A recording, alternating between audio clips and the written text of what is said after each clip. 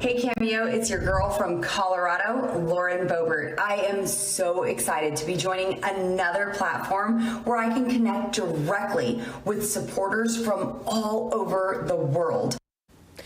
Republican Congresswoman Lauren Boebert now making history as the first sitting member of Congress to join the video app Cameo. So it's raising some concerns if it breaks congressional ethics laws. The video app allows viewers to pay for personalized videos. The Colorado representative you saw there, she's excited now, but facing some backlash before abruptly deactivating her accounts. We're joined now by Chief Legal Analyst Khalif Rhodes to talk about all this. I mean, she was excited, but that site came down immediately. So I want to give you some perspective specifically because the rules state that the House members are not allowed to receive any payment for money, for appearances, for speeches, for any types of articles. So it seems like this is pretty cut and dry. Is this an ethics violation? 100%. I mean, they can receive $31,815 for things outside of their normal salary. And it says, but it cannot be money received, as you mentioned, for speech, for writing, for publications, for things that they are supposed to do. I mean, because they are transparent folks that are, working for the citizens that elect them, to give a speech is normal. To write a book, to be in a publication is normal. But to charge a fee for that, we're already getting a salary for that. So this definitely, as technology increases, as social media and all these social media adjacent apps are created, this is a way that folks are attempting to, give a connection to a celebrity. These cameo appearances are like, hey, you want one of these people that are a celebrity to speak to your kid, say happy birthday? Okay, pay their fee, right, and they'll give you a personalized conversation. But I don't think it was intended for politicians to do that specifically because you got the rules of ethics, but then you also have campaign contributions. Because if you're talking about talking to supporters, that's what she said, I get a chance to connect with supporters. So now they're not just viewers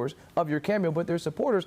Is their payment now a contribution? So now you've opened up not just an ethics violation, but a potential for some other violations where you're talking about campaign financing violations, which would be way worse than the ethics violation. All right, so let's bring in politics because you said that former Representative Matt Gaetz and also former Representative George Santos of New York, both on the platform. How is that any different than what she's doing because she's a sitting congresswoman? The structure of that sentence, former, both of them are former. Both of them were under some type of investigation. One was removed, the other one stepped down, but they were former. Current is what this rule talks about. And so they could, use it, run again, get in a seat, and then take the page down. But during the process, the House and both the Senate, both chambers, I should say, for this instance, have ethics rules specifically to avoid situations like that. There is a standard that is set, and they want to ensure that the members of both chambers follow the standard. Yeah, there's pushback. Yeah, you have some folks that don't wear suits like